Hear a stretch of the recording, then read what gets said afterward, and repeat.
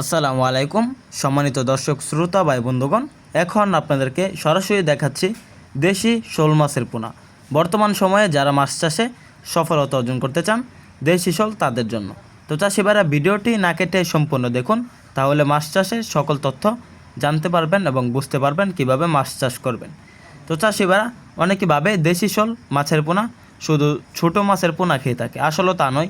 দেশি শোল মাছের পোনাগুলোকে আপনার বিভিন্ন খাবার খাওয়াতে পারবেন। তো চাষিভাইরা আপনার দেশি শোল মাছের পোনা যে কোনো জলাশয়ে চাষ করতে পারবেন।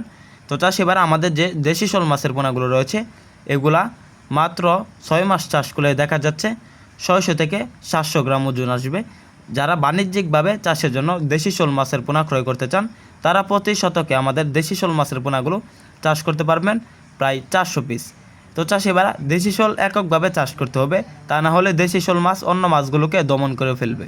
তো চাষিভাইরা দেশি শোল মাছের পোনার সাথে আপনারা যদি মাছ মিশ্রভাবে চাষ করতে চান, অবশ্যই যে সাইজের মাছ পুকুরে চাষ করবেন ওই সাইজ থেকে বড় সাইজের মাছের পোনা পুকুরে ছাড়তে হবে। যেমন কাপ জাতীয় মাছের পোনা 2 থেকে 2.5 ইঞ্চি শোল মাছের পোনা পুকুরে ছাড়লে দেখা যাচ্ছে ওইখানে 8 থেকে 10 ইঞ্চি বড় সাইজের কাপ জাতীয় মাছের পোনা পুকুরে ছাড়তে হবে। তো চাষিভাইরা দেশি শোল মাছের পোনার সাথে মিশ্রভাবে চাষ করতে পারবেন। একটি মাছ রয়েছে দেশি শিং, এগুলো মাটির নিচে লেয়ারে থাকে। মাটির নিচে লেয়ারে থাকার কারণে দেশি শিং মাছগুলোকে খেতে পারবে না বা দমন করতে পারবে না আমাদের দেশি শোল মাছগুলো। তো চাষিভাইরা আপনারা দেশি শোল মাছের পোনা চাষ করতে পারবেন। আমাদের দেশি শোল মাছের পোনাগুলো অল্প দিনে বাজারে বিক্রি করতে পারবেন। ভিয়েতনাম শোল মাছের পোনা থেকে দেশি শোল মাছের বাজার মূল্য অনেক বেশি।